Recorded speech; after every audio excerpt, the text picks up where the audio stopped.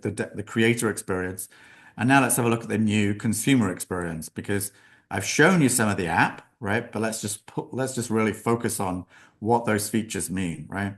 The first one, the big one, is we have gone passwordless. What does that mean? Then why? Why are we doing this? We're doing this because what the data tells us that a lot of people just download apps generally today and then do not want to go through that last step of having to create an account, right? It's just too much burden for some people. And you pop up a form that says, give me your name, your password, set a password, give us your email. It's just too much for a lot of people.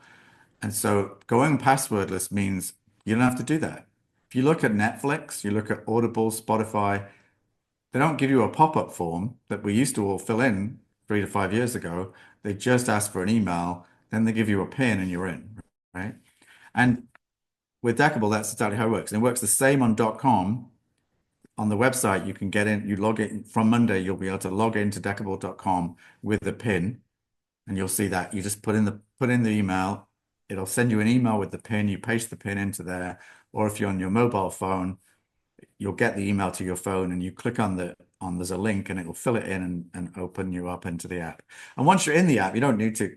Once you've got the app, unless you deinstall it, you don't need to use another PIN again. It's less. It's just simpler, and you don't have to remember your password. The number of people who, we get lots of emails. Oh, how do I change my password? I've forgotten my password. I've logged in with the wrong thing. It's like, oh, you don't need any of that. It's just too much complexity. So passwordless is a big deal. And then I talked about the widget design. It basically means you can customize the experience on the homepage. And you're going to see more and more customization because now we've got this flexible mechanism, we can add more customization more easily, right? And that's a big deal. So it's very exciting. I think the product looks beautiful. It looks like a really slick finished product these days. I think the previous Deckible probably didn't, right? There were bits that were just not quite so finished. And now this looks really, really slick. So that's a big deal. And I showed you this. You can customize your marketplace experience by choosing which of the 7 categories you're interested in. And once you've done that, the marketplace reflects those decks for you, right? So very simple, but it just means you get to the decks you want a lot quicker. There's a lot less fuss. There's a lot less confusion. Some people just hate spirituality, oracle, and tarot, so you just turn it off, and then you won't see any of those decks, right? So it's a win-win. People say to me, "Oh, why would I want to see these decks on there?" And well, you go to Audible or you go to Spotify, everything's there. You don't think that just because there's books on, there's saucy novels, there's whatever you want on, whether you want, an autobiography or a love story or whatever. It's all there on Audible. It's the same on Deckible, but this lets you customize and hide the things you don't want to see. So, um, we have a new collection, a deck collection manager. And so what this means is because we have people, I have a lot of decks on Deckible, but I'm not that typical because I'm testing and looking and using and stuff. But we have people with up to 80 decks on Deckible. And then so when their homepage experience, which is back here with the 80 decks at the top, there's a lot of decks. And at any given point, some people fall out of love with certain decks and they want other decks. So you literally come to this page and you open up, this is from the search tab at the top of the marketplace, at the top of the homepage on Deckible, and you can go through each of your decks and just tap. And if you tick it and make it go purple, that's going to be visible. If not, you're hiding it, right?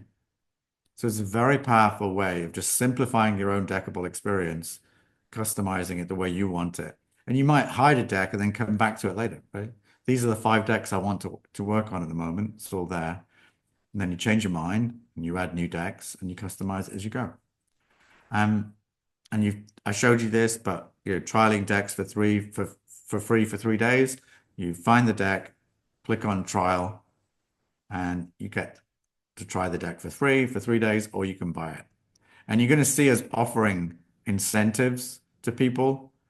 Like if you do X, you'll get another trial credit. Recommend a friend, do this, do that. 7 days in a row, you've done Deckible. Great. Here's rewarding people with points and incentives as a consequence of that. So that's a lot. This release has enabled a lot of that. It's not all, you can't see it all yet, but that's what's coming down the pipe. And we also have integrated support. So we've got a contact us button at the bottom of the Deckible page, and you get in there and you say you've got a product issue or a purchase issue, or you fill in that, you tap on those buttons, and it takes you to email us and send us your information to Deckible. And we've got all the icons to connect to all our socials everywhere. And obviously then this version will update the app on iOS and Android. And obviously if you haven't done so already, I would really appreciate if you go and review Deckible on Android or iOS or wherever you use the app, because that does make a big difference, right? And if you which it's hard to get people to do that stuff, but when you do, it gets a higher rating. People who discover Deckible will judge it more highly based on the number of people who've rated it, etc.